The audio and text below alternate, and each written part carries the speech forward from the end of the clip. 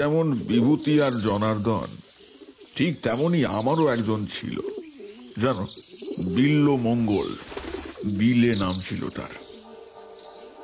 আহা, কি যে হাসি খুশি, কি যে সাহসী, তেমন আর কাউকে দেখলাম না এই জীবনে। এই যে বুড়ো হয়ে মরতে বসেছি, আজও তার কথা মনে পড়লে বুকের ভেতরটা হু হু করে ওঠে। সেসব দিন কি আর ফিরে আসবে গো? আসবে না।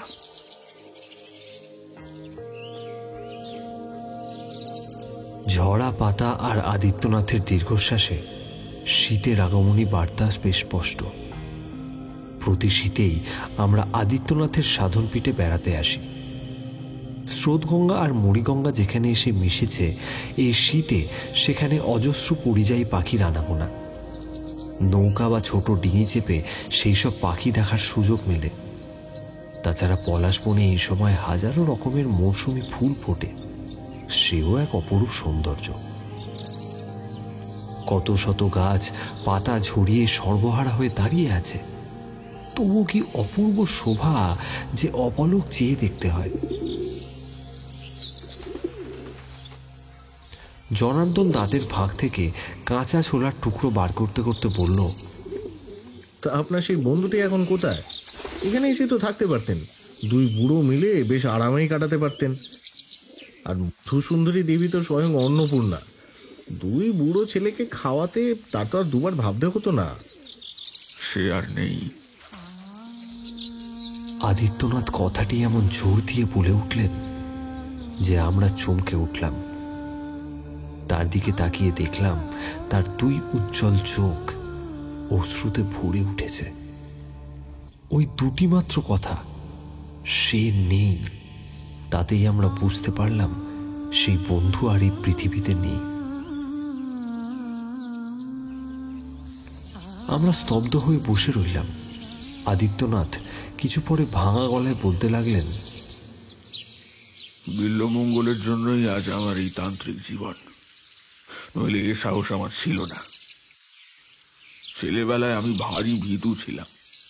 ঝড় উঠলে ভয় পেতাম, বাঁশ গাছের গিঁট কটকট করে ফাটলে ভয় পেতাম, বাজ পড়লে মায়ের বুকে মুখ গুঁজে মরার মতো পড়ে থাকতাম। বৃদ্ধ বয়সে এসে বাল্যকালের স্মৃতি ফিকে হয়ে আসে।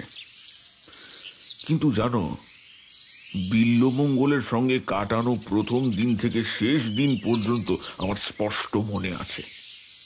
মনে আছে তার সঙ্গে পরিচয়ের সেই প্রথম দিনটিও।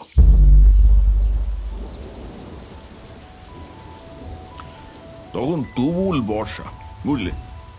সে সময় পাড়া গাঁয়ের বৃষ্টি তো বুঝতেই পারছো। দিনে দুপুরে গাছের ছায়ায় আঁধার নেমে আসতো। মাঠঘাট, খাল বিল সব জলে থই থই করত। যত দূর চোখ যায় কেবলই ছায়া আর সবজেটে ঘোলাটে জল। তখন কি হতো জানো? প্রতি বাড়ি থেকে ছেলে মেয়েদের তালের বড়া খাওয়ার নেমন্তন্ন থাকতো। তালও হতো প্রচুর। আমরা সেগুলি কুড়িয়ে কুড়িয়ে পাড়াতুতো ঠাকুমা কাকিমাদের দিয়ে আসতাম, আর তারাও তালের বড়া, মালপোয়া, তারপর জাল দেওয়া গরম তাল খাওয়ানোর নিমন্ত্রণ করতেন। আহা হা, সেসব দিন! পিঠে পায়েস, তাল নবমী, অরণ্য ষষ্ঠীর চাঁপা কলা, কর্পূরী বাতাসা, এসব যেন বিল্লমঙ্গলের সঙ্গেই চলে গেল। দক্ষিণে পোড়ো শিব মন্দিরের গা ঘেঁষে বিন্তি মাসির বাড়ি। আজন্ম তাকে বিধবাই দেখে আসছি। তার বাবা মাকেও কোনোদিন দেখিনি, ছেলেপুলেও নয়। সে যেন আকাশ থেকে পড়েছে এমনই একলাটি। সে অবশ্য আমাকে খুব ভালোবাসত। টোলে আসা যাওয়ার পথে আমচুর, বাতাসা, মিছরি খাওয়াতো ডেকে ডেকে। তাই তাকেও একটা তাল দিয়েছিলাম। তা সেখানে তালের বড়া, মালপোয়া খেতে খেতে খেয়ালই নেই কখন যেন মেঘের আড়ালে বৃষ্টির সঙ্গে সঙ্গে দিনের আলোটুকুও নিভে গিয়েছে। বাইরে ঘুটঘুটে আঁধার দেখে মাসি বলল, ও মানিক, আর যাস না বাবা, দেখছিস তো কেমন ডুব ডুব করছে অন্ধকারে। মাসির কাছে থেকে যা না। কি হয়েছে? কাল সকালে একেবারে চলে যাস, কেমন? বাইরের অন্ধকার দেখে আমারও বুকের ভেতরটা কেমন একটা করছিল বারবার। কিন্তু মাকে ছেড়ে একটা গোটা রাত বাইরে থাকা ও আমার দ্বারা হবে না। পথে শ্মশান, আগুনের নদী, যাই থাক না কেন আমি ঠিক চলে আসতাম। মাসির দুশ্চিন্তাগ্রস্ত মুখ দেখে আমি বললাম, না গো মাসি, ওই তো মন্দির পার হলেই সতীনাথ জ্যাঠার বাড়ির আলো দেখা যাবে। ও তুমি চিন্তা করো না তো, আমি এক ছুটে ঠিক পৌঁছে যাব। ধুতিটা খুঁট করে মাথায় দিয়ে আমি পিছল উঠোন পেরিয়ে এগোলাম। মাসি চেঁচিয়ে পেছন থেকে কি যেন একটা বলছিল, আমি বুঝতে পারলাম না। ঝিরি ঝিরি বৃষ্টির শব্দে তার কথাগুলো ঢাকা পড়ে গেল। শিব মন্দিরটা পার হতেই আমার বুকটা ছ্যাঁত করে উঠল। কি কারণে জানি না, সতীনাথ চাটুর্যেদের দেউড়ির লণ্ঠনগুলো সেদিন জ্বলেনি, নাকি জ্বলেছিল বাতাসের দাপটে নিভে গিয়েছে বলতে পারি না। যত দূর চোখ যায় দিনের শেষের ময়লা অন্ধকার, আর সে অন্ধকারের গায়ে বিরাট বিরাট গাছের ডালপালা হাতের আঙুলের মতো ছড়িয়ে আছে। পায়ের নিচে ছপছপ করছে বর্ষার জল, আর সেই সঙ্গে ঝিঁঝি আর ব্যাঙের ডাক শোনা যাচ্ছে। ঘোষালদের তেঁতুল গাছের নিচে এসেছি, আর তখনই কোথা থেকে যেন একটা শেয়াল ডেকে উঠল গম্ভীর স্বরে। সে ডাক মিলিয়ে যেতে না যেতেই পথের ডান দিকে ঢালু জমিতে একটা কুকুর কোঁকিয়ে কেঁদে উঠল। আমি থমকে দাঁড়িয়ে পড়লাম। অদেখা উৎস থেকে ভেসে আসা শব্দগুলো আমার কানে প্রবেশ করে এমন একটা পরিস্থিতি সৃষ্টি করলো যে আমার হঠাৎ মনে হলো সামনের তেঁতুল গাছের ডালগুলো খুব নিচে নেমে এসেছে। খয়েরি রঙের ডালগুলো যেন এক একটা বিশাল সুঁড়ের মতো নিজেদের মেলে ধরেছে, আর খুব সন্তর্পণে আদিত্য একটু একটু করে এগিয়ে আসছে আমারই দিকে। তখনও আমার চেতনা পুরোপুরি হারিয়ে যায়নি। ভয় পেয়েছি, এবং সেই ভয়ের তাড়নাতেই বুঝতে পারছি আমাকে পালাতে হবে। এক পা দু পা করে পিছিয়ে যাচ্ছি, এমন সময় জমে থাকা জলের নিচে একটা পাথরের টুকরোয় ধাক্কা খেয়ে আমি ঝপ করে পড়ে গেলাম জলের মধ্যে। নিস্তব্ধতার মধ্যে সেই শব্দ শুনে মনে হলো ছোটখাটো একটা বাজ পড়েছে।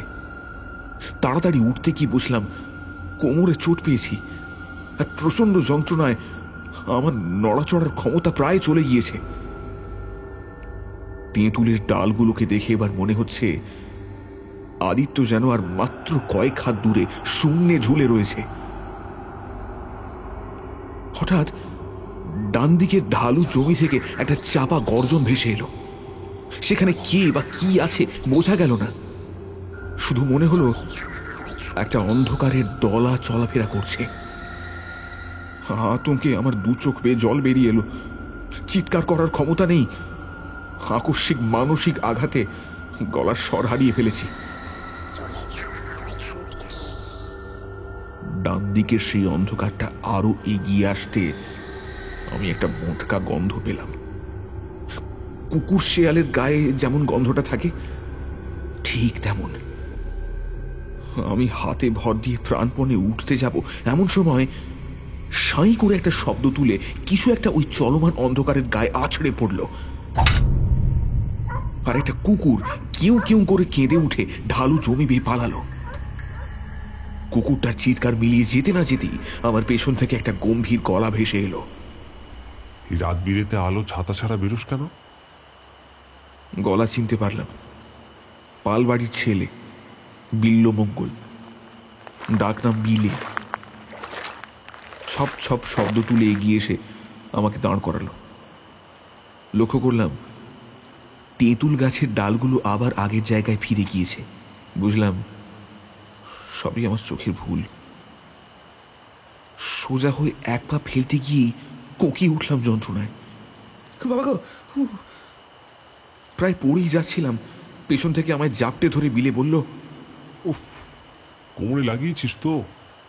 দেখ, সারা জীবন ভুগতে হবে এবার। আমার কাঁধে ভর দিয়ে হাঁটতে পারবি নাকি আর কাউকে ডাকবো? আমি তাড়াতাড়ি বিলের কাঁচটা ধরে নিলাম। এখানে একা একা দাঁড়ানোর মতো সাহস আর আমার অবশিষ্ট ছিল না। বললাম, না না ভাই, আমি ঠিক পারবো, চল। কি আশ্চর্য জানো, বিলের কাঁধে ভর দিয়ে 2 পা এগোতেই বৃষ্টিটা থেমে গেল। তেঁতুল গাছের আড়াল পেরিয়ে খোলা আকাশ চোখে পড়ল। কোথা থেকে যেন তাল জাল দেওয়ার গন্ধ এসে নাকে লাগলো।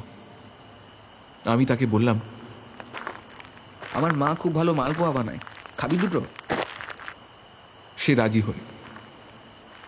ঠিক তখনই সতীনাথ জ্যাঠার বাড়ির বারান্দায় এক এক করে সার দেওয়া লণ্ঠনগুলো জ্বলে উঠল। আলো, সোনালি নরম আলো। আমার মনে হলো বাড়ি পৌঁছানোর আগেই আমি বাড়ি পৌঁছে গিয়েছি। বাবা, মা, ঠাকুরদার মতোই এই ছেলেটিও যে আমার কত আপনজন, প্রথম দেখাতেই তা বুঝে গিয়েছিলাম। সেই শুরু, বুঝলে? তারপর থেকে টোলে যাওয়া, টোল থেকে ফেরা, খেলাধুলো, আমজাম কুড়োনো, মাছ ধরা, ওই যে বলে না, শয়নে স্বপনে নিদ্রা জাগরণে, আমরা দুটি সর্বক্ষণ একই সঙ্গেই থাকতাম। সে আমাকে সব শিখিয়ে দিয়েছিল, গাছে ওঠা, মাছ ধরা, না সব নয়, সাঁতারটা সে আমাকে শেখাতে পারেনি কোনোদিন। আধগলা জলে নেমেও জল খেয়েছি, হাত পা ছুঁড়তে পারিনি, শেষ পর্যন্ত বিলে হাল ছেড়ে দিয়েছিল। সে আমাকে প্রায়ই বলতো, আমি জলে ডুবে মরলেও তুই আমাকে বাঁচাতে পারবি না, বল। কোনোদিন সে আমার বাড়িতে খেতে আসতো, কোনোদিন আমি তার বাড়িতে। আর জানোই তো, কুলীন ব্রাহ্মণ পরিবার হলেও বাপ ঠাকুরদাদের কোনোদিন কোনো ছুতমার ছিল না। ঠাকুরদা বলতেন, কুমোর হলো বড় জাত, সে নিজের হাতে দেবতা নির্মাণ করে, চক্ষু দান করে। কুম্ভকার ঠাকুর গড়ে, তাই বাকি সব চরণ ধরে। খালি রাত্রিবেলা শোয়ার সময়টুকু আমরা যে যার মায়ের কাছে চলে যেতাম। সেই সব ছেলে মানুষই দিন ছিল আমাদের। আমরা কথা দিয়েছিলাম, আমার ছেলে মেয়ে তার ঘরে মানুষ হবে, আর তার ছেলে মেয়ে আমার ঘরে। কিন্তু কি জানো বিভূতি, কে যেন আমাদের এই সব খেলার ছলে গড়ে তোলা টুকরো টাকরা বোকা বোকা ভালোবাসা দেখে নিঃশব্দে হেসে ওঠে। সব এলোমেলো হয়ে যায়, বড় বিষ সেই হাসিতে। আদিত্যনাথের সাধনপীঠের উঠোন থেকে 10 পা হেঁটে গেলেই নদীর ঢাল। সেই ঢালু পথ সোজা নেমে গিয়েছে হাত বিশেক নিচে। এ সময়ে শুকিয়ে যাওয়া চরে চাষ হয়, ধান, ফুল কম, হলুদে, লালে, নীলে, কালোয় যেন মরা মেয়ের গায়ে লক্ষ টাকার গয়না উঠেছে এমন বলে মনে হয়। ঘোলাটে আকাশে একলা চিল তীক্ষ্ণ স্বরে ডেকে গেলে আদিত্যনাথের সম্বিত ফেরে। একটা সিগারেট ধরিয়ে তিনি আবার বলতে শুরু করেন, আমি কোনোদিন ওদিকটায় যেতে চাইতাম, জানো, বিলেই বারবার টেনে নিয়ে যেত আমায়। গায়ের আর বাকি সব ছেলেরাও ওদিকটা এড়িয়েই চলত। তেমন কিছু নয়, একটা ফাঁকা জমি, আর জমির কিনারা ঘেঁষে একটা নিত্যবহ নালা চলে গিয়েছে উত্তর থেকে দক্ষিণে।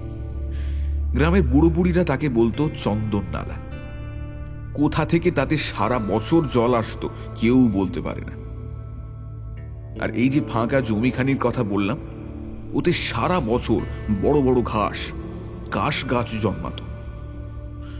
কিন্তু কি অদ্ভুত জানো, সেসব ঘাস জন্ম থেকেই হলদেটে হয়ে থাকত। কাশ ফুলে ধপধপে সাদা রং কোনো দিন ধরত না, কালচে কালচে, লালচে লালচে হয়ে থাকত। এখানে ওখানে সাপ, ব্যাঙ, ইঁদুর মোড়ে ঢোল হয়ে থাকত। এত বড় জমি, গ্রামের কোনো লোককেই দেখিনি সেই সব জায়গা দখল করে নিতে বা চাষ দিতে। অমন পতিতই পড়ে থাকত।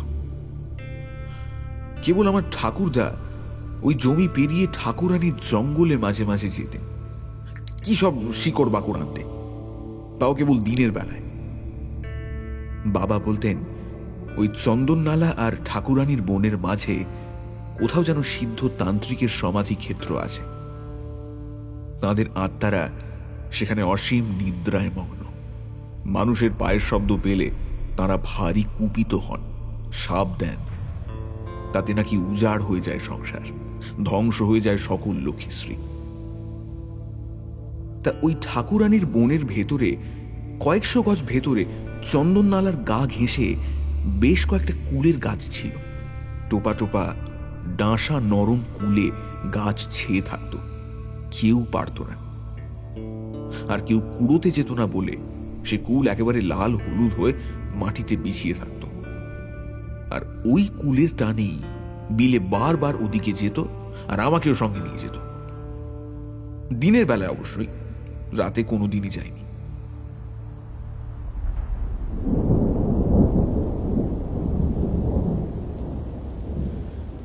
সে বছর খুব বৃষ্টি। গ্রীষ্মের কালবৈশাখীর সঙ্গে সেই যে বর্ষা এলো, আষাঢ় শ্রাবণ ডুবিয়ে আশ্বিনে ইছামতি উঠলে জল ঢুকে এলো পোড়ো শিবের মন্দির পর্যন্ত। শীত পড়ে মাঘের ঘরে ঢুকে গেল বছর, তবু তার বিরাম নেই। প্রায় দক্ষিণে আর পূর্বে মেঘ ঘনিয়ে ওঠে, দিন রাত জুড়ে বৃষ্টি। তা সেদিন গুটিসুটি মেরে ঘরে বসে আছি, বাইরে জানালা জুড়ে ঘন কালো মেঘ আর টিপটিপ বৃষ্টি। থেকে থেকে গা কাঁপিয়ে দেওয়া হাওয়া ছুটে আসছে উত্তর আর উত্তর পশ্চিম দিক থেকে। ভাবলাম লেপ মুড়ি দিয়ে আবার শুয়ে পড়ব, এমন সময় বাড়ির উঠোন থেকে তারস্বরে চিৎকার, এ পঞ্চা, এ পঞ্চা, এ বাইরে আয়। তোমাদের জানা নেই, পূর্বাশ্রমে আমার নাম ছিল পঞ্চানন চক্রবর্তী। দীক্ষা নেওয়ার পরে পদবী ব্রাহ্মণত্ব খুঁজে এই আদিত্যনাথ তান্ত্রিক হয়েছি। কিসের জন্য কি ছাড়লাম, কি পেলাম, আদৌ পেলাম কিনা মহাকালী জানেন। আমি তো শুধুই ঘুরে বেড়ালাম ঘাটে বাটে, হাতে পেলাম লবডঙ্কা। সবার উপরে যার জন্য তন্ত্র শিক্ষা করলাম, সেই বিল্বমঙ্গল তো অদৃশ্যই রয়ে গেল। যাই হোক, বাইরে এসে আমার চক্ষু স্থির। এই শীতের বৃষ্টিতে আপাদ মস্তক ভিজে বিলে এসে আমার দুয়ারে দাঁড়িয়েছে। আমাকে দেখে এক গাল হেসে বলল, চল ঠাকুরানির জঙ্গলে কুল খেয়ে আসি। তার কথা শেষ হতে না হতেই খুব কাছে একটা বাজ পড়ল। এবার তার কথার আকস্মিকতায় নাকি বাজের শব্দেই আমার কানে তালা ধরে গেল। আমি তার মুখের দিকে ভূতগ্রস্তের মতো চেয়ে রইলাম। যে জঙ্গলে ঠাকুরদার মতো ডাকাবুকো মানুষও উজ্জ্বল সূর্যালোক ছাড়া যেতে সাহস করেন না, সেখানে এই মাঘের কনকনে ঠান্ডা বৃষ্টি বাদলার মধ্যে আমরা যাব? বিলে কি পাগল হয়েছে নাকি? আমাকে চুপ করে থাকতে দেখে সে আবার বলল, এ কি রে, পাথরের মতো দাঁড়িয়ে আছিস কেন? চল। আমার সম্বিত ফিরল। প্রবল প্রতিবাদের সুরে বললাম, তুই কি পাগল হয়েছিস বিলে? হ্যাঁ, এই বৃষ্টি বাদলায় ঠাকুরানির জঙ্গলে? না ভাই, ক্ষমা কর, সে আমি পারবো না। বিলে থমকে গেল হঠাৎ। তার মনে হয়তো দৃঢ় বিশ্বাস ছিল যে আমি তার কোনো কথা ফেলব না। এবার আমার সরাসরি না সূচক উত্তরে সে আশ্চর্য রকমভাবে চুপ করে গেল। তারপর ধীরে ধীরে আমার দরজা ছেড়ে চলে গেল, একটাও কথা না বলে। আমি বুঝতে পারলাম, আমি না গেলেও আজ ও ওই জঙ্গলে ঢুকবেই। ঠিক তখনই তার সঙ্গে কাটানো সকল সুন্দর মুহূর্তগুলি আমার মাথার মধ্যে ভিড় করে এলো। আমাদের খেলার মাঠ, গাছবাউনি খেলা, বাড়ির পুকুরে মাছ ধরা, সব মানসপটে ভেসে উঠল একে একে। আমি আর থাকতে পারলাম না। একটা ছাতা মাথায় দিয়ে খালি পায়ে বেরিয়ে পড়লাম তার পিছু পিছু। গ্রামের উত্তর দিকের পথ, পূর্ব দিক থেকে চন্দননালা এসে হাটতলা ছুঁয়ে গেছে। সেই জলধারা বরাবর কয়েক পা হাঁটতেই বিলের ঝাপসা শরীরটা চোখে পড়ল। তার নাম ধরে ডাকলাম, হে বিলে, দাঁড়া দাঁড়া, আমি এসে গেছি।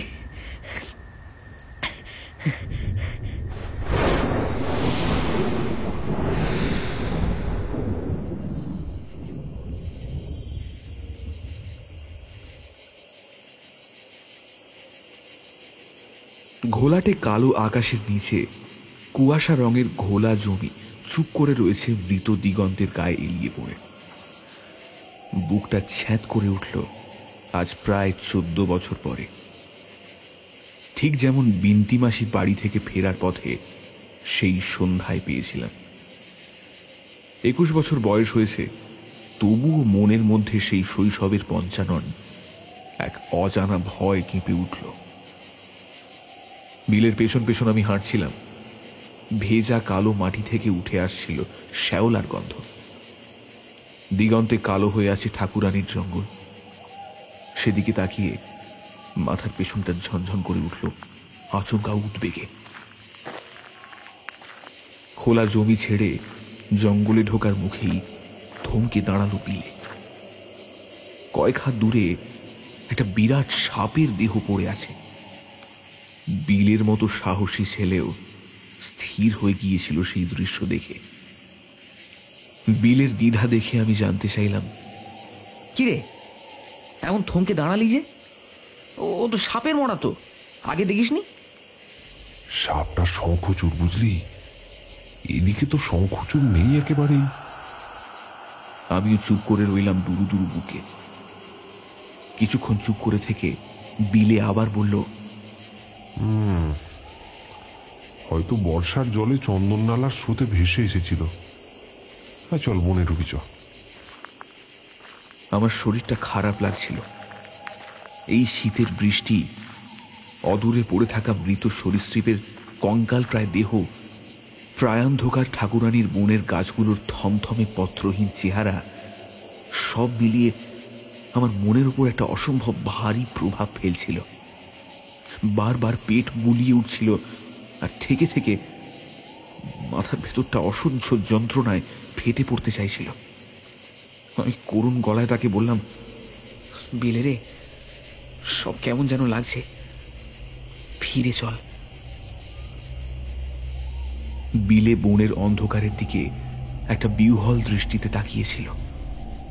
আমার কথা শুনে সে আমার দিকে তাকালো, কিন্তু মনে হলো কোনো কথাই যেন তার বোধগম্য হচ্ছে না। তার ঘোলাটে উদাস চোখের দৃষ্টি যেন আমাকে ভেদ করে বহু দূর দিগন্তে হারিয়ে গিয়েছে। পাথরের মূর্তির মতো কিছুক্ষণ দাঁড়িয়ে থেকে বিলে জঙ্গলে প্রবেশ করল। একটাও কথা বলল না। আমি আর আপত্তি করলাম না বা তাকে পিছু ডাকলাম না। বুঝতে পারছিলাম এ আমাদের নিয়তি। এ নিয়তির টানেই বিলে আজ ঘর থেকে পথে নেমেছে, আর সঙ্গে আমাকেও নামিয়েছে। যাই ঘটুক, মেনে নিতে হবে।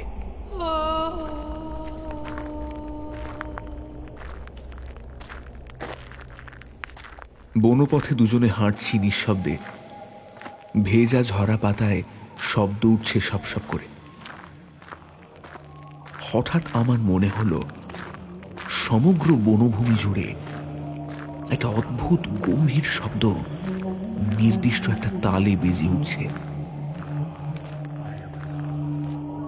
10-12 বছর বয়সে একবার মা বাবার সঙ্গে আদিত্যপীঠ বেড়াতে গিয়েছিলাম।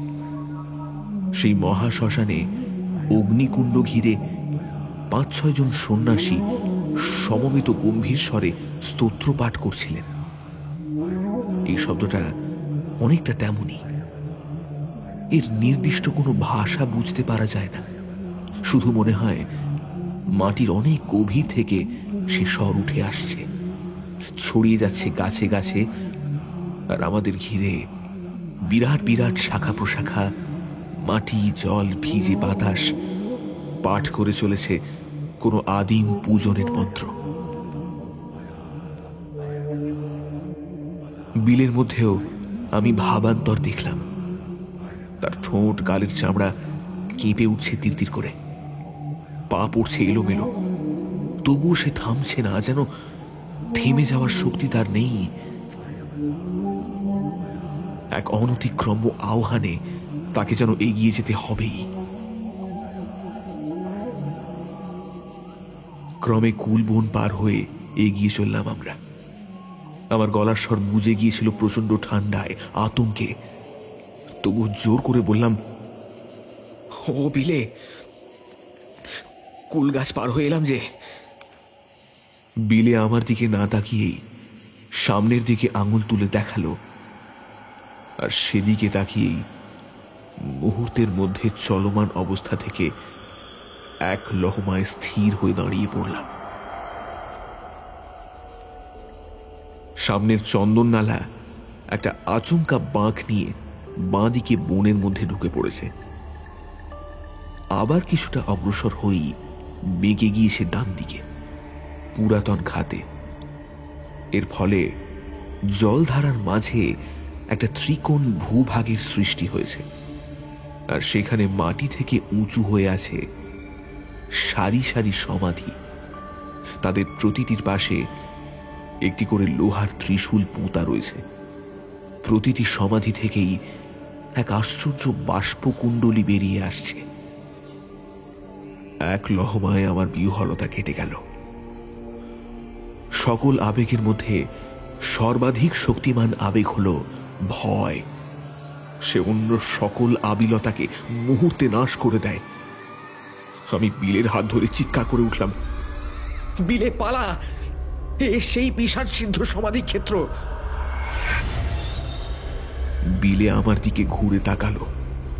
তার চোখ থেকে অশেষ মায়া, অফুরন্ত ভালোবাসা ঝরে ঝরে পড়ছে। দুটি নির্বাক চোখ দিয়ে যেন সে জন্ম জন্মান্তরের ভালোবাসা এক লহমায় দিয়ে ফেলবে আমাকে। আমার কম্পমান গালে হাত রেখে করুণভাবে হাসল সে। তারপর শত জন্মের কষ্ট নিংড়ে সে বলে উঠল, হ্যাঁ রে পঞ্চা, দেরি হয়ে গেল অনেক বুঝলি, কিন্তু তুই ভয় পাস না, তোর কিছু হবে না। কথাটি শেষ করে ধীরে ধীরে আমার মুখ থেকে সে তার চোখ তুলল আমার মাথার উপরে, আর তার চোখের মনির জমিতে আমি সভয়ে লক্ষ্য করলাম এক বিরাট সরীসৃপের ফনা উঁচিয়ে ধরেছে আমার মাথার উপরে। ভয় পাওয়ারও অবকাশটুকু না দিয়ে বিলে ধাক্কা মেরে একপাশে আমাকে ফেলে দিল আর চিৎকার করে উঠল, পঞ্চা পালা! আমার বিস্ফারিত চোখের সামনে সেই বিশাল শঙ্খচূড়ের উদ্যত ফনা সজোরে নেমে এলো বিলের দু চোখের মাঝখানে। মুহূর্তের মধ্যে স্থির হয়ে গেল বিলের শরীর। থরথর করে কেঁপে উঠল কয়েকবার, তারপর বজ্রাহতের মতো পড়ে গেল কাদামাটির উপরে।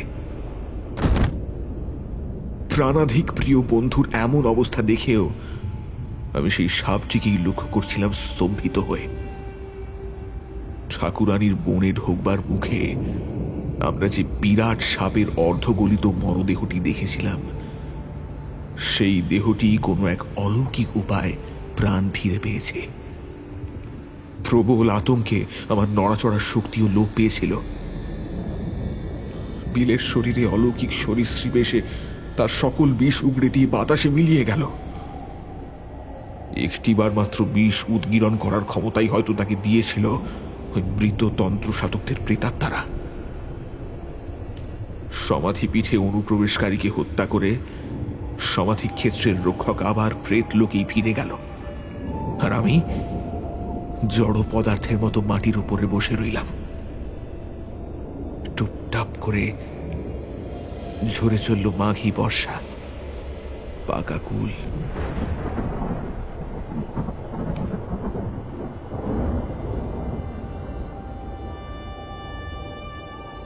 বিলের সর্বাঙ্গ কালচে নীল হয়ে উঠেছে প্রবল বিষের তাড়নায়। খোলা চোখের কোণ থেকে গড়িয়ে পড়ছে কয়েক বিন্দু। নিঃশব্দ বনভূমি সেই মুহূর্তে পাতা ঝরানোর শব্দে বলে গেল, বুঝতে পারছো পঞ্চানন, যে তোমার প্রাণ রক্ষা করার জন্যই নিজের প্রাণ দিয়ে গেল, পারবে পারবে তার এই ঋণ পরিশোধ করতে? শত সহস্র জন্মেও পারবে? আমার বুক ফেটে প্রবল কান্না বেরিয়ে এলো, কিন্তু কোনো শব্দ নেই সেই কান্নায়। অবরুদ্ধ অর্ধমৃত শ্বাসবায়ু গলার কাছে এসে আটকে রইল। মনে হলো বুক ফেটে যাবে আমার। কাঁপতে কাঁপতে কাদামাটির উপরেই আমি শুয়ে পড়লাম, বিলের শীতল চোখে চোখ রেখে। ঠিক তখনই বনের সীমানায় আমি ঠাকুরদাদের ডাক শুনতে পেলাম। তারপর আর কিছু মনে নেই। চোখের সামনে সব অন্ধকার হয়ে গেল আমার। বন্ধু রে, ও বন্ধু, ফিরে কি পাবো তোরে, একা জীবন তরি পাইব কেমন করে।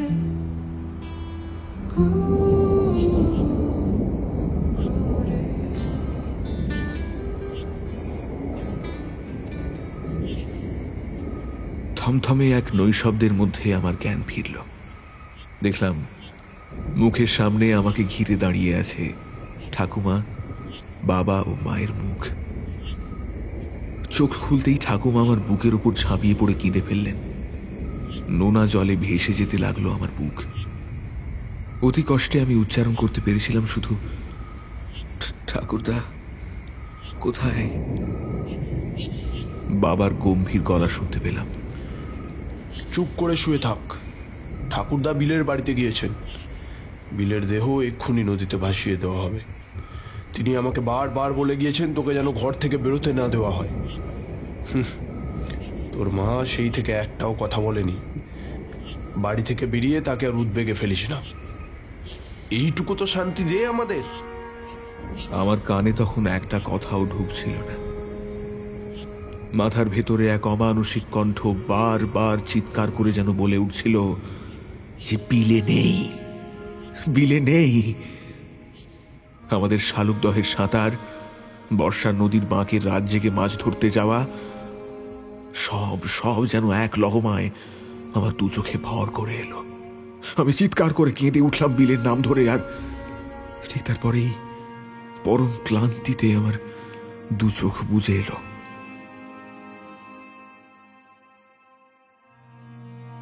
তন্দ্রাচ্ছন্ন ভাবটা কেটে গেল একটা সম্মিলিত ধ্বনিতে। আমারই বাড়ির উঠোনে একটা চাপা কান্নার বিনবিনের শব্দ শোনা যাচ্ছে। আর আমাদের বাড়ির সামনে দিয়ে যে রাস্তা বর্ষার স্রোতস্বিনী চন্দননালার দিকে এগিয়ে গিয়েছে, সেই রাস্তা বেয়ে এগিয়ে যাচ্ছে একটা সমবেত হরিধ্বনি। বুঝলাম বিলেকে নিয়ে যাওয়া হচ্ছে অন্তর্জলী যাত্রায়। আমার চিন্তা যেন তৈরি ছিল। এক মুহূর্ত দেরি করলাম না। খিড়কি দরজা খুলে বেরিয়ে এলাম বাইরে, আর প্রাণপণে ছুটতে লাগলাম সেই সিদ্ধ পুরুষের সমাধি ক্ষেত্রের উদ্দেশ্যে। স্রোতের টানে বিলের মরদেহ যখন নদীর সেই অংশে পৌঁছবে, তাকে জল থেকে টেনে তুলব আমি। যে করে হোক তাকে ফিরিয়ে আনবো মৃত্যুর গ্রাস থেকে। সব থেকে বড় আশ্চর্যের কথা, ছুটতে ছুটতেই আমি টের পেলাম যে আমার প্রাণে ভয় নামক বস্তুটির আর এক বিন্দু অবশিষ্ট নেই। গ্রাম সংলগ্ন চন্দননালার ঘাটে তখন লণ্ঠন মশালের আলো দপদপ করে জ্বলে উঠেছে। হরিধ্বনি ভেসে আসছে থেকে থেকে। আবার টিপ টিপ করে শুরু হয়েছে মৃদু ইলশে গুঁড়ি বৃষ্টি। মনে হচ্ছে যেন আকাশ থেকে ঝরে পড়ছে ধারালো ইস্পাতের টুকরো, বিঁধে যাচ্ছে গায়ের খোলা চামড়ায়। এতক্ষণে খেয়াল হলো আমার শরীরে একটা লুঙ্গি ছাড়ার কিছুই নেই। লেপের নিচে যে অবস্থায় ছিলাম সে অবস্থাতেই ছুটে বেরিয়ে এসেছি প্রবল উত্তেজনায়। আমার কিন্তু তবুও সামান্যতম শীতের বোধ নেই। শীত নেই, ভয় নেই, উদ্বেগ নেই। আমার লক্ষ্যে আমি সুনিশ্চিত। বিলেকে আবার বাঁচিয়ে তুলতেই হবে।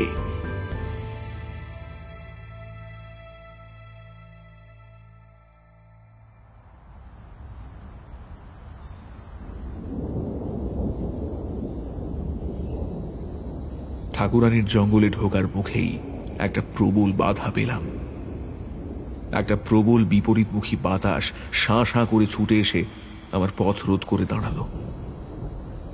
সেই বাতাসে অদ্ভুত একটা গন্ধ কুণ্ডলি পাকিয়ে ঘুরে বেড়াচ্ছে। তাতে মিশে আছে ধূপ, ধুনো, অগরু, চন্দন আর কর্পূরের গন্ধ। সেই সুগন্ধি বাতাস নিশ্ছিদ্র প্রাচীরের মতো আমাকে বারবার ঠেলে বের করে দিচ্ছিল জঙ্গল থেকে। বারবার আমি বনের প্রবেশ পথ থেকে ছিটকে পড়ছিলাম ভেজা কাশজমির পিচ্ছিল মাটিতে। একসময় বুঝলাম এ অতিপ্রাকৃত বাতাস আমাকে বনের অভ্যন্তরে প্রবেশ করতে দেবে না। যে অঘটন বিলের সঙ্গে ঘটেছে তার পুনরাবৃত্তি হয়তো আর ঘটতে দিতে চায় না সিদ্ধ সাধকের আত্মারা। ক্রমে আকাশের সূর্য ময়লা রঙের হয়ে এলো। ঘাস জমি আর বনের বিশাল গাছগুলোর মাথায় গড়িয়ে গড়িয়ে নামতে লাগলো মেঘ আর অকাল সন্ধ্যার ছায়া। একসময় বুঝতে পারলাম এ ঠাকুরানী বনে আমি ঢুকতে পারবো না কিছুতেই। মনের ভিতরে একটা প্রবল তোলপাড় শুরু হলো। তবে কি বিলে ওই চন্দন নালার স্রোত বেয়ে ভেসে চলে যাবে অনন্তে? তাকে ফিরিয়ে আনতে পারবো না আমি? এ প্রশ্ন মাথায় আসতেই একটা চিন্তা বিদ্যুৎ চমকের মতো খেলে গেল আমার মাথায়। ঠাকুরানীর বনে সিদ্ধ সমাধি ক্ষেত্রে পৌঁছানোর আগেই যদি ঘাস জমি সংলগ্ন নদী ধারা থেকে বিলের দেহ তুলে নিই আমি, বা নদী বেয়েই তার দেহটিকে টেনে নিয়ে যাই ওই সাধন সমাধি পীঠ পর্যন্ত। আমি ধ্যান জানি না, সাধনা, তন্ত্র, উপাচার কিছুই জানি না। তবুও বারবার মনে হতে লাগলো বিলের দেহ নিয়ে যদি আমি সিদ্ধ তন্ত্র সাধকদের সমাধি ক্ষেত্রে পৌঁছই তবে কিছু একটা হবেই। আমি আর দেরি করলাম না বিন্দুমাত্র। পিছিল জমির উপর দিয়ে ছুটতে লাগলাম চন্দন নালার দিকে। কাশ গাছের ধারালো পাতায় আমার হাত পা কেটে যেতে লাগলো। সর্বাঙ্গে প্রচন্ড আঘাত পেলাম আছড়ে পড়ে, তবুও থামলাম না। যখন চন্দননালার কাঁকুড়ের তীরভূমিতে পৌঁছলাম দেখতে পেলাম ক্ষীণস্রোতা ধীরে ধীরে টেনে নিয়ে যাচ্ছে ফুলের সাজে সাজানো আমার বন্ধুর নিথর দেহখানি। আমি বিলের নাম ধরে চিৎকার করে লাফিয়ে পড়লাম চন্দননালার জলে। বিলে! প্রবল ঠান্ডায় প্রথমে আমার সারা শরীর অসাড় হয়ে গেল। হাত পা নাড়তে গিয়ে দেখলাম প্রতিটি অস্থি জোড়া লোহার মতো শক্ত হয়ে উঠেছে। এক বিন্দু নাড়তে পারছি না অঙ্গ প্রত্যঙ্গগুলো। ওদিকে উত্তরে বিলের মরণশয্যা ধীরে ধীরে অন্ধকার আর কুয়াশার আড়ালে চলে যাচ্ছে। দৃশ্যটা চোখে পড়তেই সকল জড়তা আমার কেটে গেল এক লহমায়। জল ঠেলে এগিয়ে চললাম সেদিকে। সমাধি ক্ষেত্রের তীরের নিকটবর্তী জায়গায় এসে বিলের ভেলাটি আমার হাতের নাগালে চলে এলো। তার হাত দুটি ধরে আমি ভেলা থেকে টেনে নামালাম জলে। চন্দননালার ঘাটের কাছে আমার কোমর অবধি জল পৌঁছয় খুব জোর। সেই জলেই কখনো ভাসিয়ে কখনো আজডোবা করে বিসর্জিত করে শরীরটাকে আমি টেনে নিয়ে চললাম। চোখ ফেটে জল এলো আমার। মনে মনে বললাম, তোকে এমন কষ্ট দিচ্ছি রে ভাই, আমায় ক্ষমা করিস।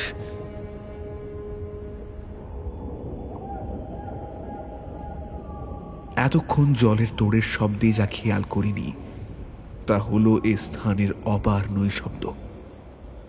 মৃন্ময় সমাধিগুলি আদিম বোধিপ্রাপ্ত শরীরের মতো ভিজে চলেছে বৃষ্টিতে।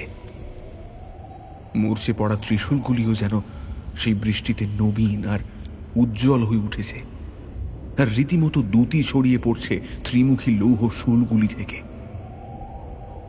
আমি হাঁটু মুড়ে বসলাম বনভূমির কর্দমাক্ত ঝরা পাতার স্তূপের উপর। বিলের নীল নিথর শরীরখানি ভিজতে লাগলো। তারপর আমি হাত জোড় করে কাতর গলায় বললাম, আমি জানি তোমরা এখানেই আছো। আমার ডাকে সাড়া দাও। তোমাদের তো অশেষ শক্তি। মৃত্যুর পরপারেও তোমরা মৃত্যুহীন হয়ে আছো। এই অসীম শক্তি থেকে সামান্য কিছু অংশ আমার বন্ধুকে দাও না, বাঁচিয়ে দাও না তাকে, বাঁচিয়ে দাও তাকে। কোনো উত্তর এলো না। অশেষ বৃষ্টিপাত আর কুয়াশা প্রবাহ ভেদ করে সামান্যতম আশ্বাস বাণীও ভেসে এলো না আমার কানে। মাটির ওপরে উবু হয়ে শুয়ে পড়ে আমি চিৎকার করে কেঁদে চললাম। রাত্রি গভীর হয়ে উঠল। চতুর্দিকে জেগে উঠল ঘোরতর শিবারব, সরীসৃপের হিসহিসানি। শুধু মৃত সমাধিগুলো নিস্তব্ধ পড়ে রইল। প্রচন্ড রাগে আমি চিৎকার করে উঠলাম, তোমরা প্রাণ নিতেই জানো, শুধু জীবন দান করার শক্তি তোমাদের নেই। তোমরা দুর্বল, তোমরা নৃশংস, সাধক নও, হত্যাকারী তোমরা, হত্যাকারী তোমরা।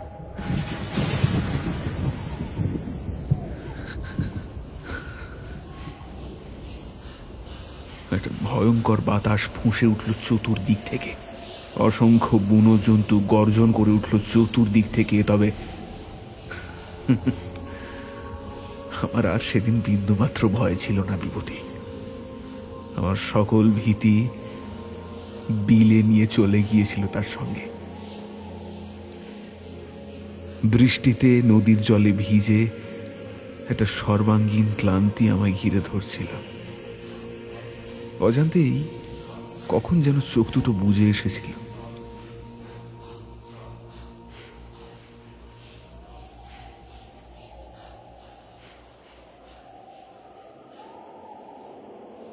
একটা ফিসফিসে ভয়ার্ত ডাকে যখন আমি জেগে উঠলাম, দেখলাম বিলের শরীরের পাশেই আমি শুয়ে আছি। বৃষ্টি থেমে গিয়ে ম্লান চাঁদ উঠে এসেছে নদীর আকাশের চাঁদোয়ার গায়ে। আর সেই ক্ষীণ আলোয় দেখলাম একটি ছায়ামূর্তি আমার উপর ঝুঁকে পড়েছে আর খুব ক্ষীণ স্বরে আমার নাম ধরে ডাকছে। চিনলাম, ঠাকুরদা। কে? না না না না, বিলেকে না নিয়ে আমি কিছুতেই ফিরবো না, কিছুতেই ফিরবো না। তোমরা একটা কথা আমি শুনবো না।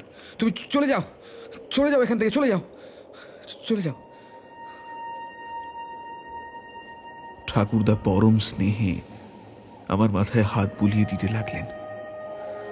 বৃষ্টির পরের মিঠে হাওয়ার মতো নরম তার স্পর্শ। আমার কান্নার বেগ কমলে তিনি বললেন, বড় ভালো ছেলে তুই ভাই। বন্ধুকে এমন ভালোবাসতে আমি কাউকে দেখিনি। কিন্তু তুই যে সিদ্ধ সাধকের কাছে নিজের বন্ধুর প্রাণ ফিরে চাইছিস, তারা নিজেরাও তো অক্লান্ত পরিশ্রম আর অধ্যবসায়ের মাধ্যমে শক্তি অর্জন করেছিলেন, এবং এইটাই একমাত্র পথ। জ্ঞানার্জনের কোনো সংক্ষিপ্ত পথ নেই রে ভাই। তুই যা চাইছিস তা করতে হলে তোকেও সেই স্থৈর্য আর পরিশ্রমের পথেই হাঁটতে হবে। সঠিক গুরুর প্রয়োজন হবে চরমতম কৃচ্ছ সাধনের। পারবি ভাই? সে তো বহু সময়ের ব্যাপার। ততদিন কি বিলের দেহটা থাকবে? বিলের দেহ তো এখন আর নেই ভাই। পুরনো দেহ অবিনশ্বর আত্মা পরিত্যাগ করেছেন বলেই তো বিলে আজ মৃত। তার শরীর পঞ্চভূতে বিলীন হয়ে যাবে, কিন্তু এই পরম প্রপঞ্চে রয়ে যাবে তার আত্মাখানি। তোমার শিক্ষা সম্পূর্ণ হোক, তখন ডেকে নিও তাকে। আরোপিত করো যে কোনো নব্য শরীরে। পারবে তো? আমি একবার বিলের নিথর শরীরটির দিকে তাকালাম, আর একবার তাকালাম সমাধি ক্ষেত্রের ভেজা ত্রিশূলগুলির দিকে। তারপর ঠাকুরদার মুখের দিকে তাকিয়ে দৃঢ়স্বরে বললাম, পারবো পারবো, আমি পারতে আমাকে হবেই।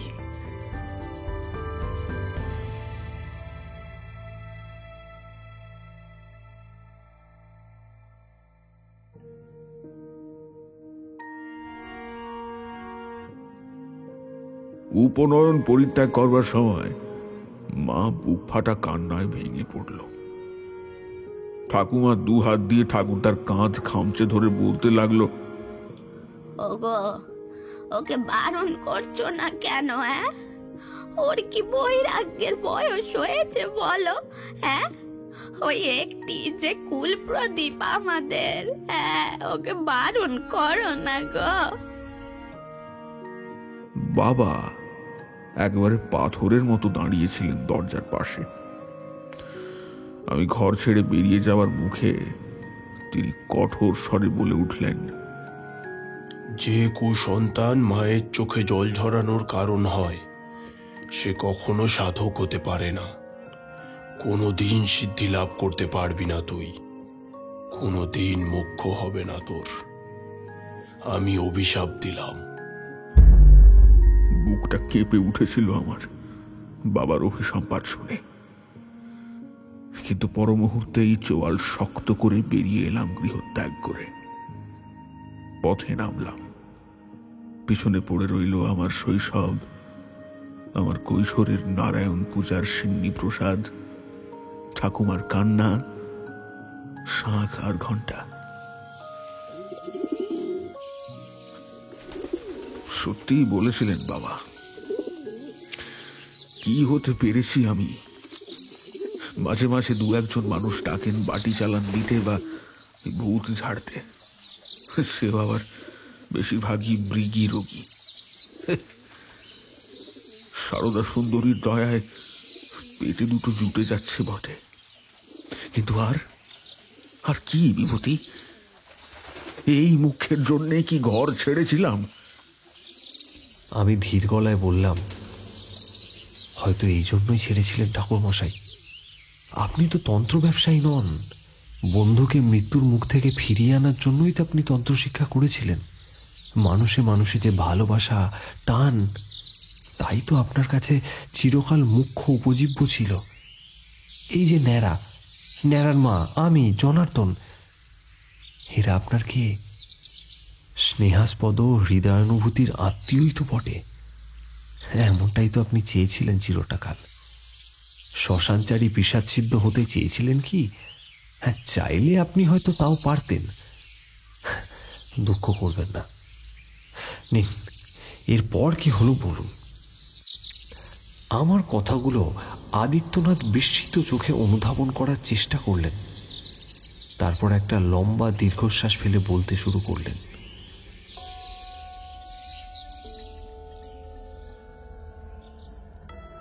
আমাদের গ্রামের সবচেয়ে কাছে যে তন্ত্রবিদ্যজনের গ্রাম ছিল, তার নাম ছিল দেবগ্রাম। ক্রোশ তিনেক পূর্বে পদব্রজে গিয়ে চন্দননালা যেখানে গঙ্গা থেকে নির্গত হয়ে উত্তর বাহিনী হয়ে গিয়েছে, তার বিপরীত তীরভূমিতে সেই গ্রাম। গঙ্গা পার হয়ে যখন সে গ্রামে পৌঁছলাম, শীতের দুপুর ঝিমঝিম করছে গঙ্গার হাওয়ায়।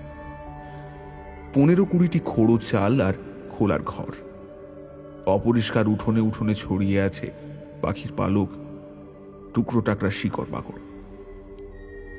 নারী পুরুষ নির্বিশেষে সকলেই গেরি মাটি ছোপানো পোশাক পরে আছেন, আর প্রত্যেকেরই কণ্ঠে অনেক ফেদ্দা পুঁতি, পদ্মবীজ আর রুদ্রাক্ষের মালা। আমার অল্প বয়স আর মলিন মুখ দেখি হয়তো দয়াপরবশ হয়ে এক প্রবীণা এগিয়ে এলেন আমার কাছে। নরম গলায় জিজ্ঞাসা করলেন, তুই কে বাছা? আগে তো কোনোদিন এদিকে দেখিনি। আমি একটু রাখ ঢাক না করে বললাম, আমি তান্ত্রিক হব, মন্ত্র শিখতে এসেছি। আমার কথা শোনা মাত্রই তিনি উচ্চস্বরে হেসে উঠলেন। হাসির দমক যেন তার থামতেই চায় না।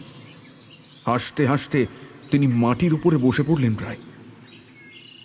আমি আর সহ্য করতে না পেরে চিৎকার করে উঠলাম, এ কি হাসছো কেন? শেখানোর মতো জ্ঞান নেই বললেই তো হয়। কাজ হলো। অকস্মাৎ হাসি থামিয়ে তিনি মুখটা একেবারে আমার মুখের সামনে নিয়ে এলেন। বিরাট সিঁদুরের টিপ জল করছে তামাটে কপালে, নাকে আর গালে ঘাম জমে উঠেছে, লাল টকটকে চোখ। হিস হিস করে তিনি বললেন, মায়ের কাছে নাড়ু চাইতে এসেছিস নাকি রে ছোঁড়া? এখনো ভ্রু মধ্যে দৃষ্টি স্থির হয়নি, মন উচাটন, আর তুই করবি তন্ত্র শিক্ষা? কত সহ্য শক্তি, কত ধৈর্য! তার কথা শেষ করতে না দিয়েই শক্ত মাটিতে সজোরে মাথা ঠুকতে লাগলাম আমি। তিনি ধরে না ফেললে হয়তো মাথাটা ফেটেই চৌচির হয়ে যেত আমার। তোর কি হয়েছে রে ছেলে? এমন পাগলের মতো করছিস কেন? স্নেহের পরশ পেয়ে আমি কান্নায় ভেঙে পড়েছিলাম। তারপর এক এক করে তাকে সব বললাম। শীতের বর্ষা, বিলে, ঠাকুরানীর জঙ্গল, বিলের অকাল মৃত্যু, সবটা। আমার কথা শেষ হলে তার মুখে একটা ভয়ের ছাপ পড়ল। নিচু গলায় তিনি বললেন, বড় ভয়ঙ্কর চিন্তা তোর মনে বাসা বেঁধেছে রে ছেলে। অপঘাতেই প্রাণ যাবে তোর। সে যাক, তবে বিলেকে না নিয়ে আমি ফিরছি না। ঠিক আছে, তাই হোক তবে।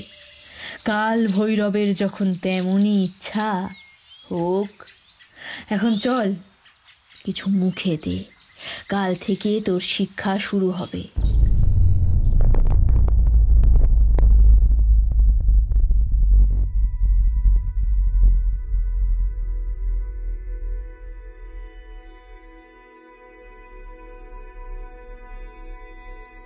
সারা রাত ঘুম এলো না। এতদিন তন্ত্রবিদ্যা সম্বন্ধে একটা ঝাপসা ধারণা ছিল। ঠাকুরদাকে মাঝে মাঝে দেখতাম কিছু নিয়ম পালন করতে, কিন্তু তার মুখে শুনেছি কৃতবিদ্য তন্ত্র সাধকেরা অনেক বেশি জটিল উপাচার করে থাকেন। সে জগতে প্রবেশ করতে পারবো ভেবেই প্রবল উত্তেজনা হচ্ছিল। তদুপরি সঠিক পথে চলতে পারলে বিলেকেও ফিরিয়ে আনতে পারবো, এই চিন্তাটাই আমাকে আরো বেশি বেশি করে জাগিয়ে রাখছিল। একটা দৃশ্য বারবার আমার মানুষ চোখে ভেসে উঠছিল। আমি বিলেকে সঙ্গে নিয়ে গ্রামের বাড়িতে ফিরছি। চতুর্দিকে শঙ্খধ্বনি, উলুধ্বনি, বিলের আত্মীয় পরিজনের চোখে আনন্দাশ্রু, ঠাকুরদার বাবার চোখে প্রচ্ছন্ন গর্ব, আর মা উজ্জ্বল চোখে বলছে, আমি জানতাম বাবা তুই পারবি।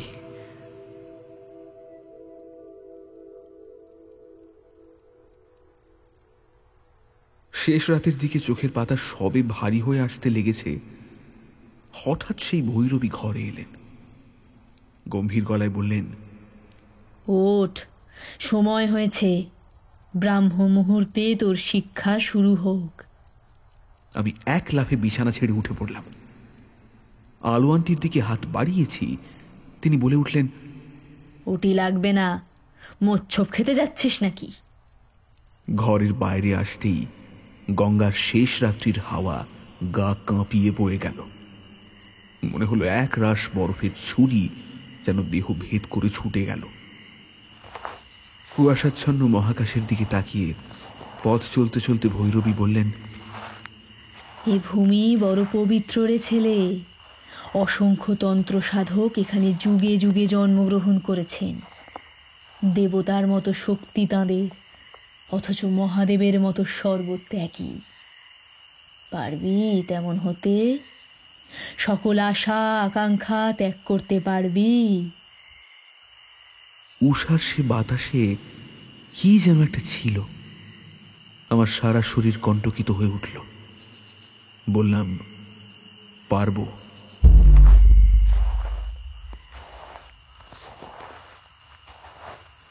গঙ্গার ধারা যখন স্পষ্ট দেখতে পাওয়া যায়, একখানি বিরাট বেল গাছের কাছে পৌঁছলাম আমরা।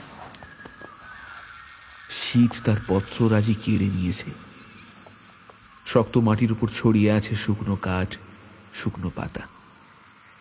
সেদিকে হাত দেখিয়ে ভৈরবী বললেন, গাছের নিচে পদ্মাসনে বস। আমি বসার পর তিনি চলে যাচ্ছিলেন। পিছন থেকে ডাকলাম, এখানে বসে আমি কি করব? কিছু করতে বলিনি তো, বসে থাক। আমি ফিরে না আসা পর্যন্ত উঠবি না। এ গ্রামের সবাই তান্ত্রিক, ভৈরব, তাঁদের কেউ বললেও উঠবি না।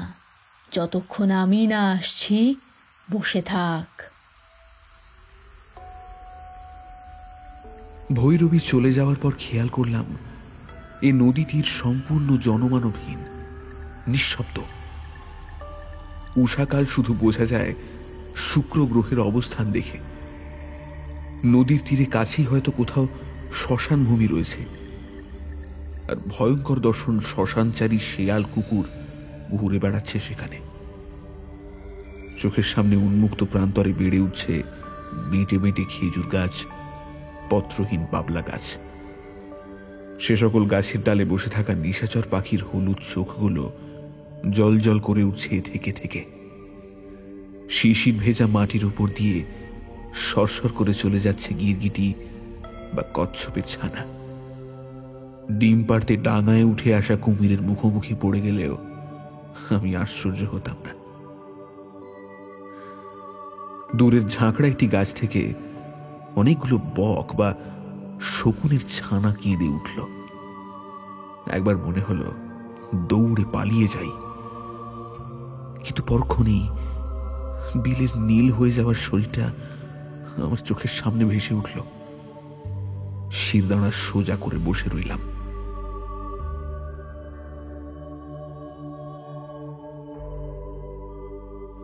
সূর্য উঠতে দূরের চাষ জমিতে রাখাল এলো গরু নিয়ে। আমার দিকে তাকিয়ে মুচকি মুচকি হাসতে হাসতে নদীর দিকে চলে গেলেন কয়েকটি কালো লুঙ্গি পরা লোক। সূর্য পূর্ব দিগন্ত ছেড়ে উপরে উঠলে সারা শরীরে জ্বলুনি ধরল আমার। একই অভুক্ত রাত জাগা শরীর, তার উপরে বিস্তীর্ণ বালুময় নদী তীর রৌদ্রের খরতাপে অসহনীয় গরম হয়ে উঠতে লেগেছে। একটি বউ মানুষের মতো দেখতে মেয়ে কলসি কাঁধে নদীর দিকে যাচ্ছিল।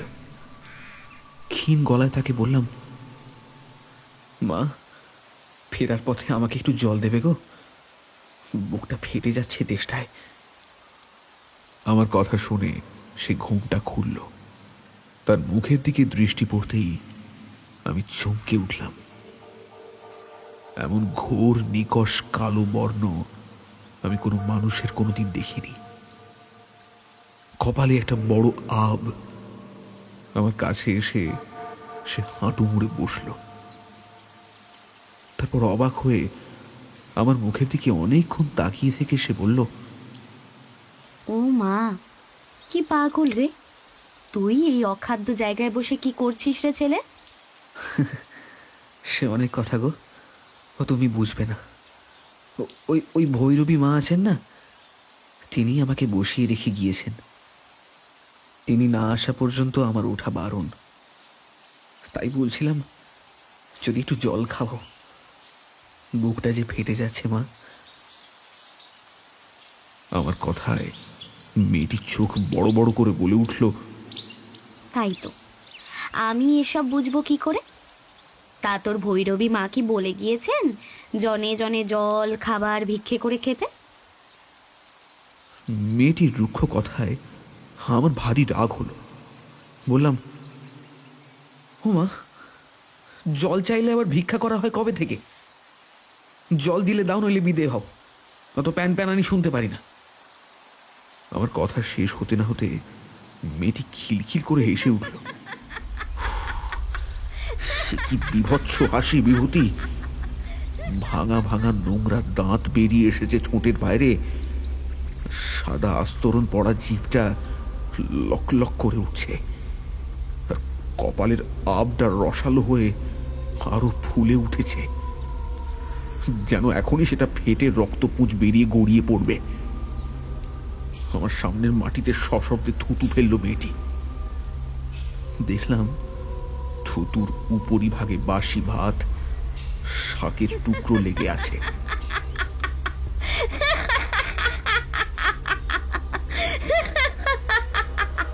খা খা, ওই তো খা, জল ভাত শাক সব রয়েছে, খা, জানা খা। প্রবল ঘৃণায় বিতৃষ্ণায় আমার সারা শরীর কাঁপতে লাগলো। দু চোখ বুঝে আমি চিৎকার করে বললাম, দূর হ তুই, চলে যা এখান থেকে, চলে যা। সেই ভয়াবহ হাসিটা থামল না, কিন্তু ক্রমশ সেটি দূরে সরে যেতে বুঝলাম মেয়েটি চলে যাচ্ছে। চোখ খুলেই আবার চমকে উঠলাম।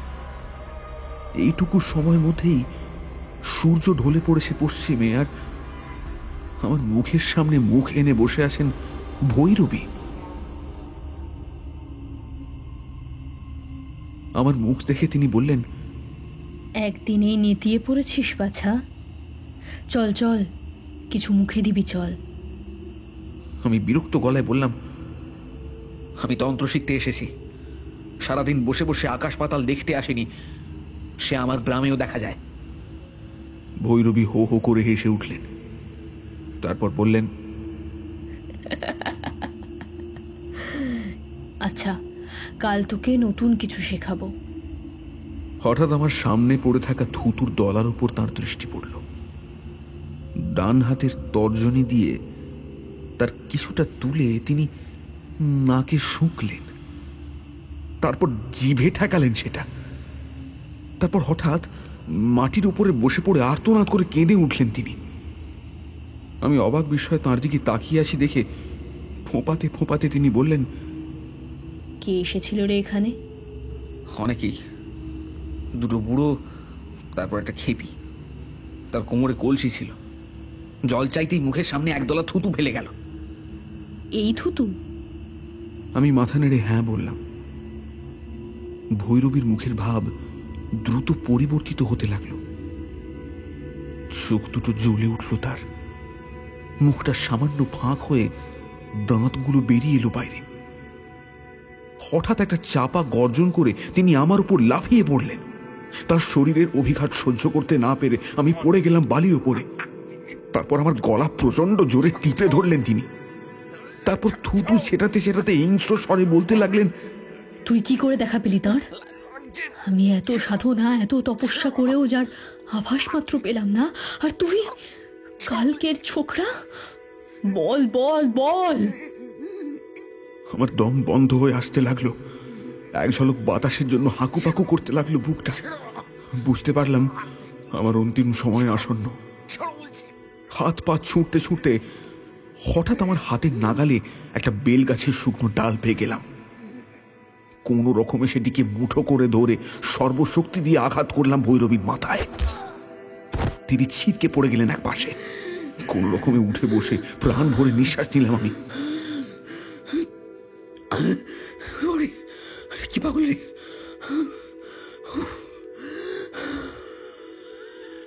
অনেকটা সময় লাগলো ধাতস্থ হতে। আকাশে কুয়াশার চাদর ভেদ করে নক্ষত্রের দল দৃশ্যমান হয়ে উঠল। অসহনীয় ঠান্ডায় গলার কাছটা ব্যথা করতে লাগলো। হঠাৎ একটা করুণ কান্নার আওয়াজ কানে আসতে আমি চমকে উঠে বসলাম। কিছুটা দূরে অন্ধকারের স্তূপের মধ্যে বসে আছেন ভৈরবী।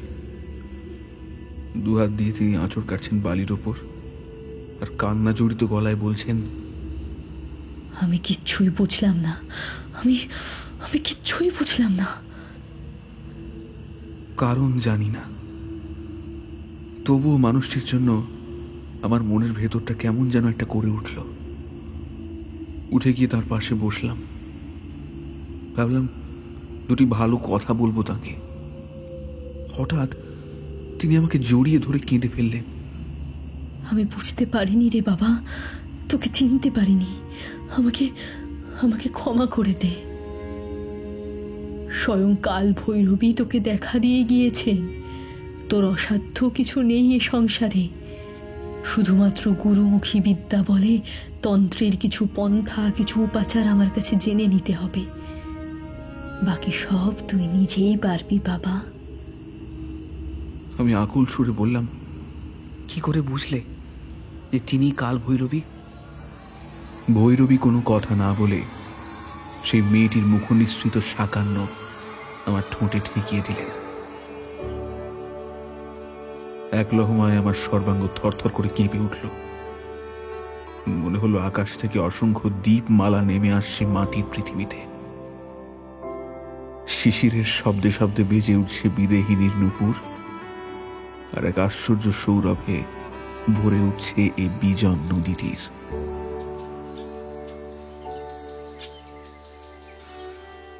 সেই স্বর্গসম অনুভূতির মধ্যেই ভৈরবীর ভাঙা ভাঙা কণ্ঠস্বর শুনতে পেলাম। আমি চিনতে পারিনি বন্ধুর জন্য যে সত্য কিশোর সব ভয়, সব বাধা অতিক্রম করে বাড়ি ছেড়ে আসতে পারে, বিজনে শ্মশানে ঘুরে বেড়াতে পারে, মহাভৈরবী তার কাছে আসবেন না তো কি আমার মতো উপাচার সর্বস্ব অর্বাচীনের কাছে আসবেন? আমারই সব ভুল, আমি চিনতে পারিনি।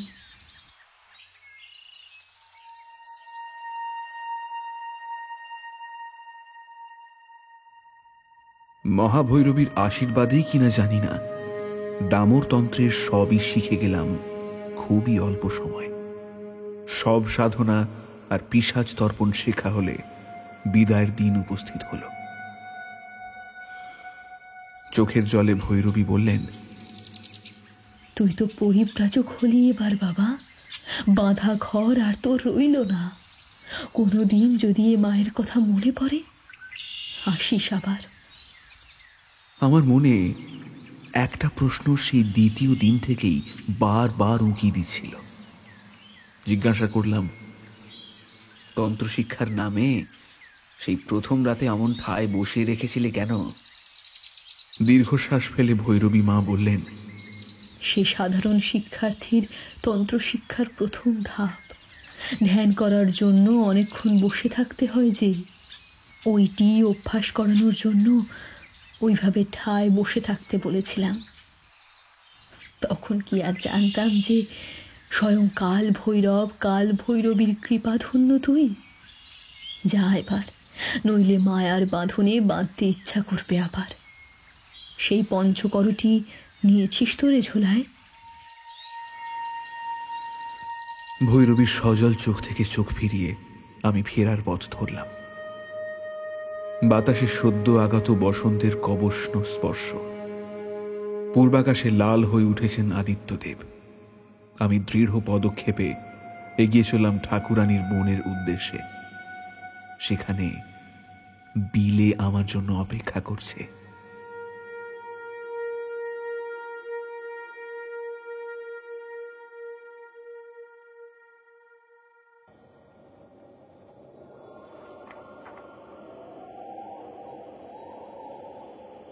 ঠাকুরানীর জঙ্গল আর চন্দননালার খোলা আকাশের মাঝামাঝি ফাল্গুনী শুক্লা ত্রয়োদশীর চাঁদ উঠেছে গম রঙের। সারি সারি সমাধি ক্ষেত্রের অভ্যন্তর ভাগ থেকে ভেসে আসা শ্বাসবায়ুর শব্দ শুনতে পাচ্ছি আমি এখন। মহান সাধকেরা যোগ নিদ্রায় শায়িত। তাঁরা মৃত্যুহীন, তাঁরা অজর। প্রতিটি সমাধি ক্ষেত্রের উপরে সাদা ফুলের একটি করে গাছ বেড়ে উঠেছে। গোলগলি, কেতকী, নয়নাদিত্য, দোলন চাঁপা, কামিনী, টগর। রাশি রাশি রূপলি ঘণ্টার মতো মনে হচ্ছে ফুলগুলিকে। হঠাৎ একটি টগর গাছের নিচে দৃষ্টি পড়ল আমার। চাঁদের আলো অপাঙ্গে পড়েছে সেখানে। ম্লান চন্দ্রালোকে ধপধপ করছে একটি নরকঙ্কালের সাদা হাড়। করটির চোয়াল দ্বিধা বিভক্ত হয়ে দাঁতগুলো ছড়িয়ে আছে বিভৎসভাবে। আমি জানি ওটি বিলের কঙ্কাল। তবু জীবনে প্রথমবার তার প্রতি এক অব্যক্ত ঘৃণায় আমার সর্বাঙ্গ কণ্টকিত হয়ে উঠল। কিন্তু পরক্ষণেই সে ঘৃণার অনুভূতি সরিয়ে মনোলোকে ফুটে উঠল আমার শৈশবের সকল সুখ স্মৃতি। বিলের সঙ্গে বড়াই দিঘিতে সাঁতার, নষ্টচন্দ্রের রাতে কুমড়ো চুরি। জোর করে চোখের ঝাপসা ভাব মুছে ফেলে বিলের কঙ্কাল দেহটি আমি কোলে নিয়ে একটা ফাঁকা জায়গায় এলাম। করটির কপালে দিলাম রক্তচন্দনের তিলক, পবিত্র করলাম তার সর্বাঙ্গ। শিয়ালের দল রাতের তৃতীয় প্রহর ঘোষণা করলে আসন শুদ্ধি করে আমি গায়ত্রী মন্ত্র উচ্চারণ করলাম। বেলকাঠ, বটকাঠ আর জ্যোৎস্নার আলোয় জ্বলে উঠল যজ্ঞের আগুন। চন্দননালার জলে ধুয়ে নেওয়া পঞ্চকরটি পঞ্চামৃতে শোধন করে স্থাপিত হলো একটি চতুর্ভুজ ক্ষেত্রে। প্রতিটি করটি 5টি গর্তে প্রথিত হলে সেগুলি মাটি দিয়ে ভরাট করে আমি চণ্ডী স্তোত্র শুরু করলাম।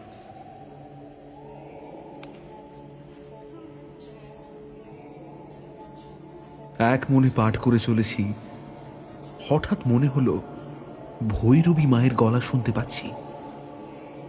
চন্দননালার জল থেকে তার গলা ভেসে আসছে, ঠিক যেন জলে ডুবে যেতে যেতে শ্বাসরুদ্ধ অবস্থায় তিনি আমাকে ডাকছেন সাহায্যের জন্য।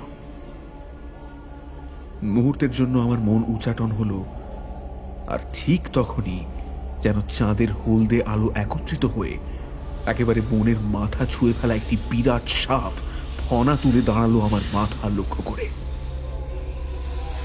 পঞ্চমুণ্ডির আসন উজ্জীবিত হলে একই সঙ্গে স্বর্গলোক, প্রেতলোক, যমলোক ও 33 কোটি অতীন্দ্রিয় লোকের দরজা যে খুলে যায় তা আমি ভুলে গিয়েছিলাম।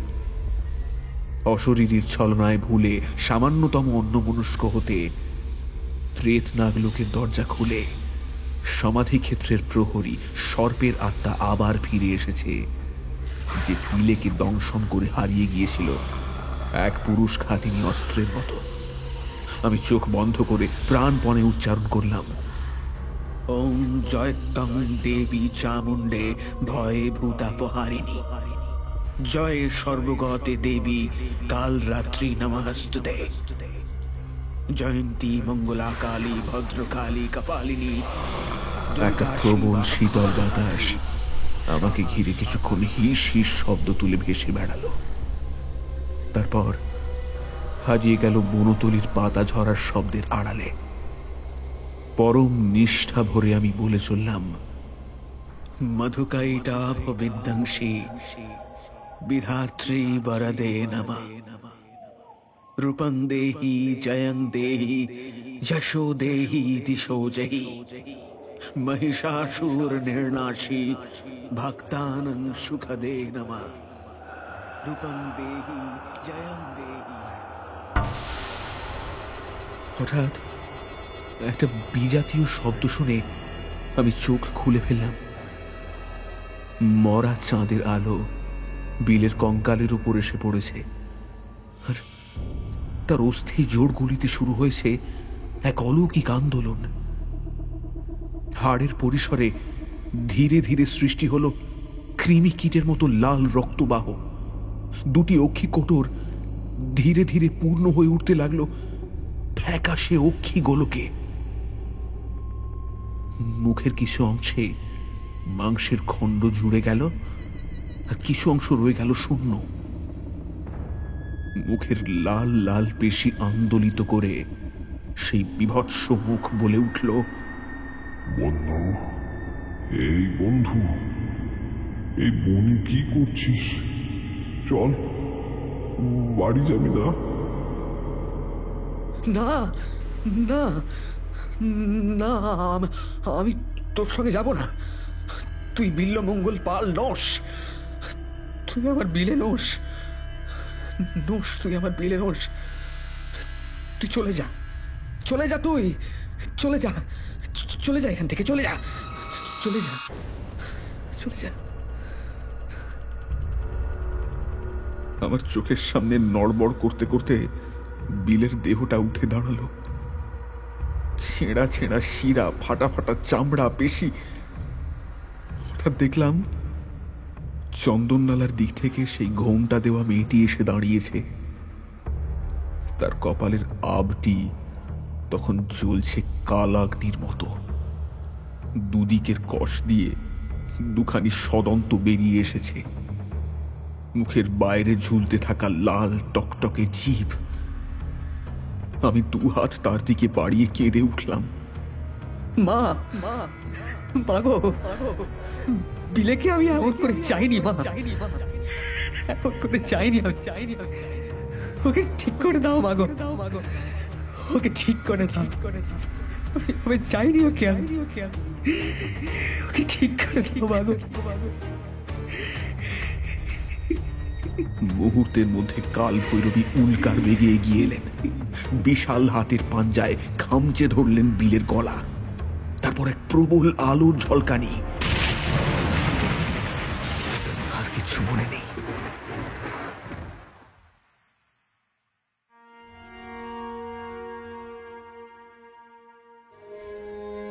জ্ঞান ফেরার পরে যা প্রথম অনুধাবন করলাম তা হলো আমার অর্জিত সকল জ্ঞান আমি হারিয়ে ফেলেছি। গায়ত্রী মন্ত্র মনে পড়ল না, মনে পড়ল না কাল ভৈরবের বন্দনা। আমাদের শৈশবের খেলাধুলার সেই কুল গাছখানির ছায়ায় চুপ করে বসে রইলাম। সাধকগণের সমাধি সেই প্রতিদিনের মতোই নির্বাক, নিথর। সেই কুল গাছটির গায়ে হাত রেখে আমি ঝরঝর করে কেঁদে ফেললাম। বিলে, বিলে, বিলে, বিলে।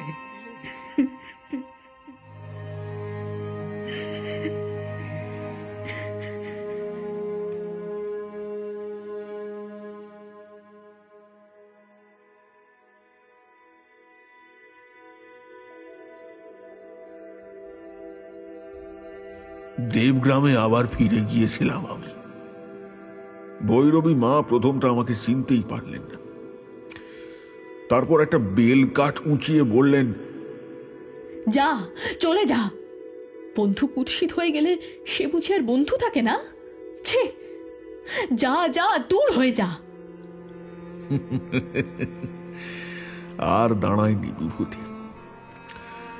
সেই আমি পরিব্রাজক হলাম। কত শ্মশান, মশান, নগর, গ্রাম, তীর্থ দেখলাম। বিলের মতো বন্ধু আর কাউকে পেলাম না।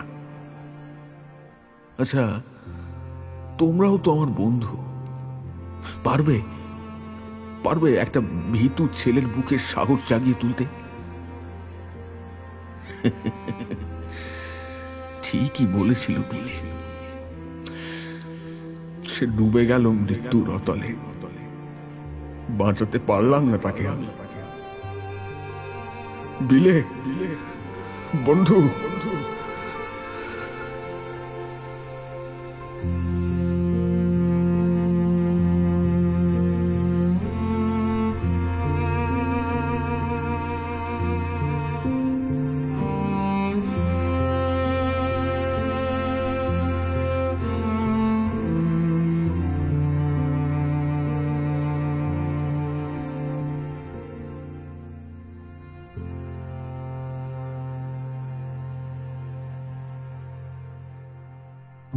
অবেলার বৃষ্টিতে ভিজে তুই এলি যে দ্বারে, খুঁজিয়া বেড়াই তোরে আধার প্রান্তরে। কোথায় তুই লুকালি কোন সে মায়া জালে, স্মৃতিরা কেঁদে ফেরে এমন যে উঠালে। বন্ধু রে, ও বন্ধু, ফিরে কি পাবো